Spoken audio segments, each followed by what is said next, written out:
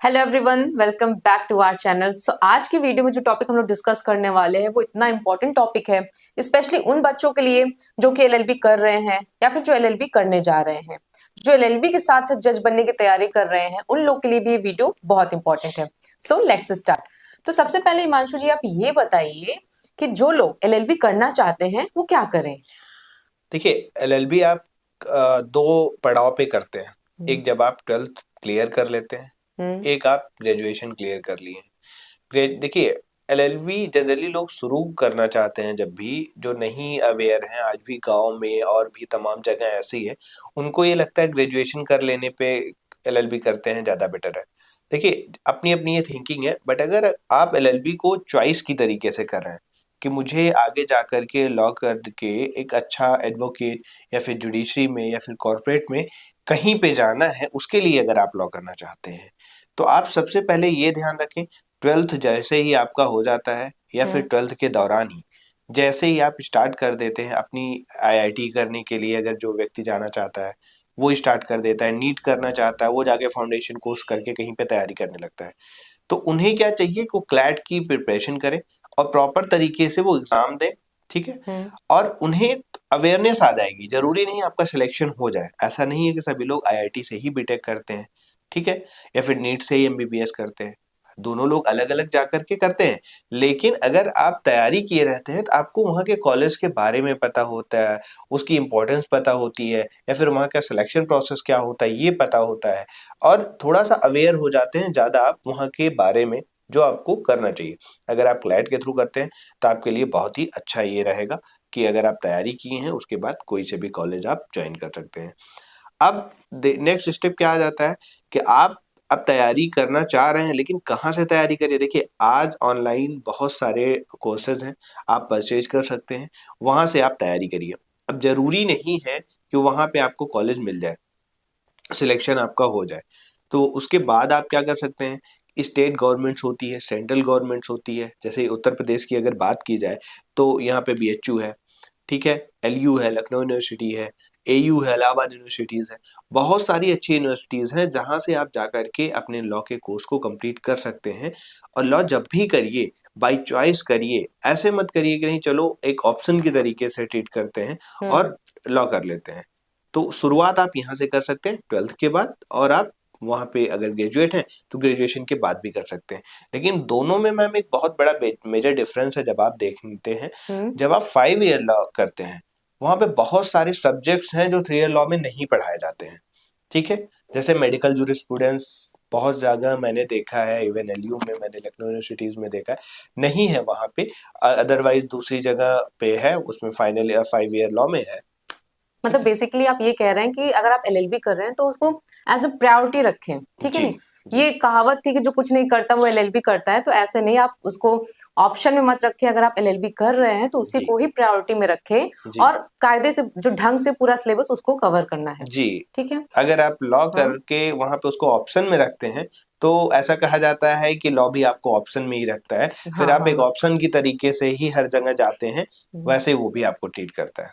अच्छा हिमांशु जी, एक बात ये बताइए जी। कि जो बच्चे एलएलबी कर रहे होते हैं तो उनकी जो जर्नी होती है उसमें इंटर्नशिप का कितना इंपॉर्टेंस है।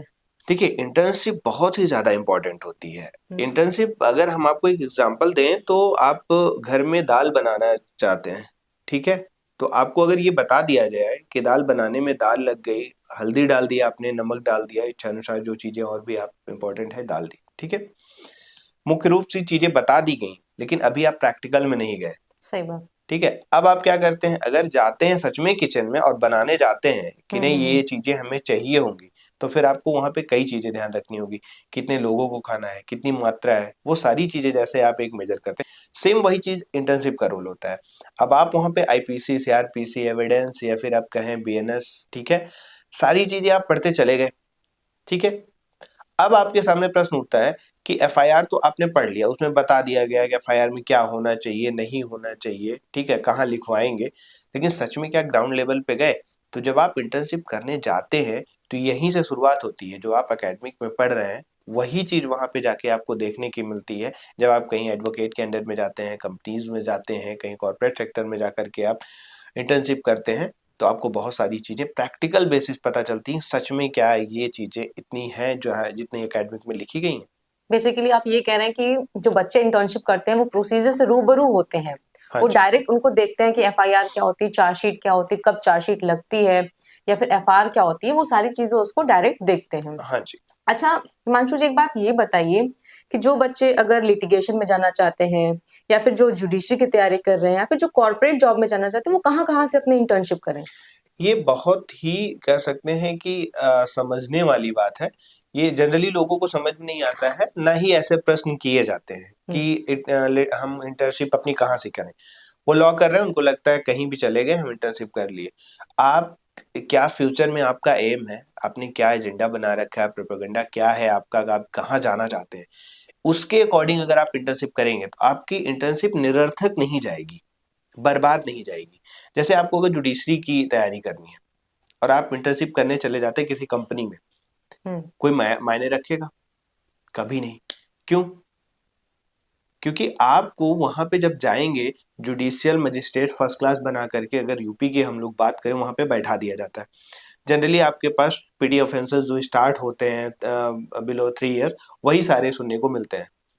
ठीक है, सिविल जज जूनियर डिवीजन आपको बना के भेज दिया जाता है। अब लेकिन आपने तो इंटर्नशिप अपनी करी थी किसी कॉर्पोरेट में, वहां की चीजें देखी थी, कंपनीज लॉ देखी थी, एग्रीमेंट देखे थे, कॉन्ट्रैक्ट देखे थे। अभी वो आपको वहां नहीं मिलेगा। लेकिन वही जगह अगर आपको जुडिशरी करना था, आप इंटर्नशिप कहाँ करने जाना था? किसी डिस्ट्रिक्ट कोर्ट में जाना था। डिस्ट्रिक्ट कोर्ट में अगर आप गए होते, मान लीजिए 5 ईयर लॉ कर रहे हैं आप, हर साल एक एक महीने आप गए होते, किसी अच्छे एडवोकेट में जाकर के सीखे होते, तो शायद है कि आपको आज जो चीजें सामने आ रही हो पता होती।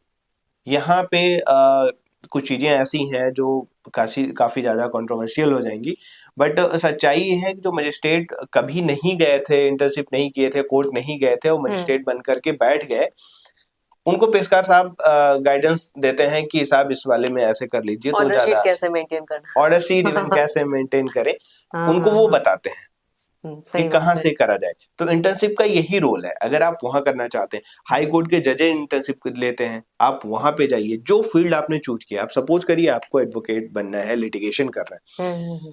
आपने ये ठाना है कि हमको आकर के लिटिगेशन करना है, तो आप स्टार्टिंग से ही अच्छे एडवोकेट्स जितने हैं, लेकिन स्टार्ट आपकी इंटर्नशिप कहाँ से होनी चाहिए? वो भी डिस्ट्रिक्ट कोर्ट से होनी चाहिए। जी। डिस्ट्रिक्ट कोर्ट से जब आप इंटर्नशिप स्टार्ट करते हैं तो वहाँ बेसिक आपका क्लियर होता चला जाता है।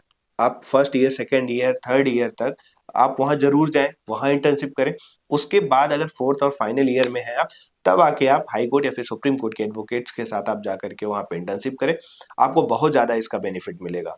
वही जगह अगर आप कॉर्पोरेट में जाना चाहते हैं, आपको जॉब करना है लाइफ में, ठीक है, आपने सोचा है किसी कंपनी में जाकर के आप लीगल एडवाइजर एंड ऑल बनने के लिए सोचा है, तो आप ऐसी जगह पे इंटर्नशिप करने जाइए। जैसे टीसीएस इंटर्नशिप करवाती है, बहुत सारे हैं, गूगल है, सब पे है।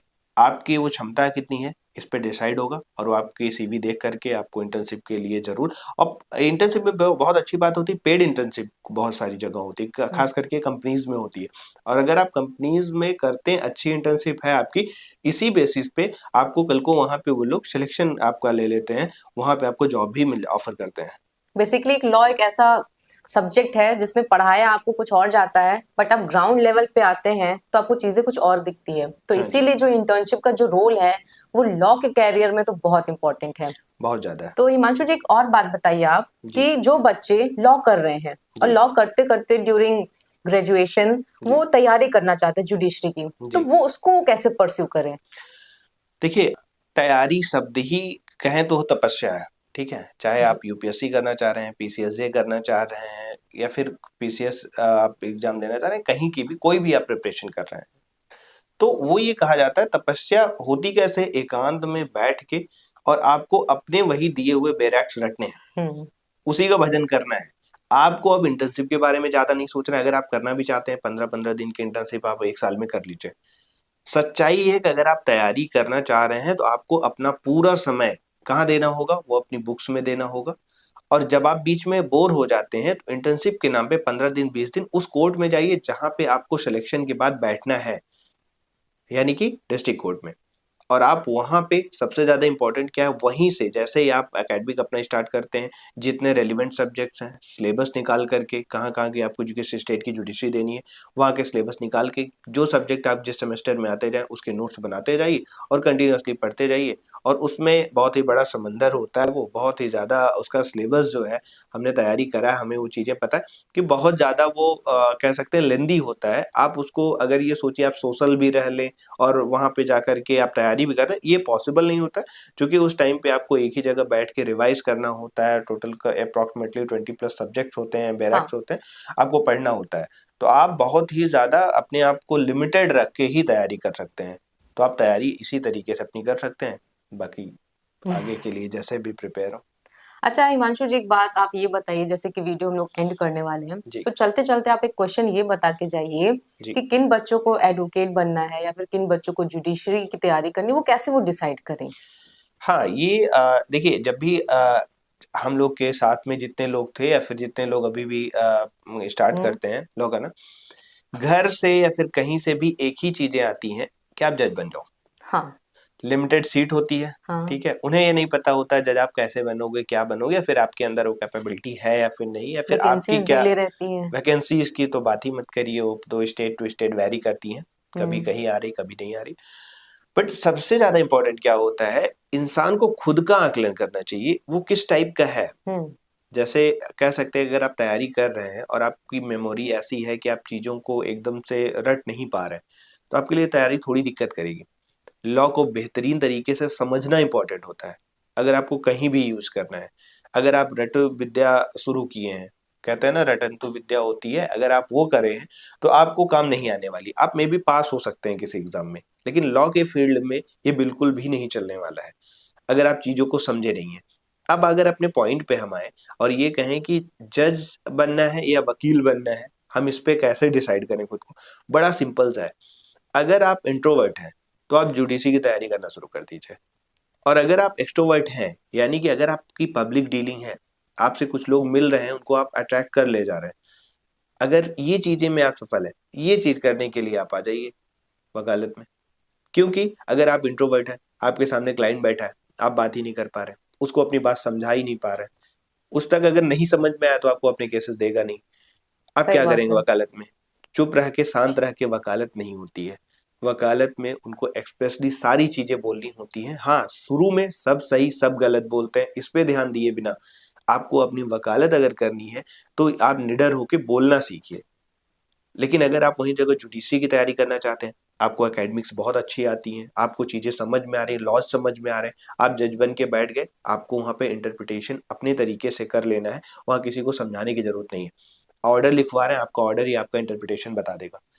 वहां पे जुडिशरी के लिए मायने नहीं रखता है कि आपको कहीं बहस नहीं करनी है, क्लाइंट्स को नहीं अपने तरफ अट्रैक्ट करना है। ये बहुत ही ज्यादा इंपॉर्टेंट रोल होता है। चलिए ठीक है, थैंक यू सो मच, आप बच्चों को इतना गाइडेंस किए, thank you so much. Okay, thank you ma'am.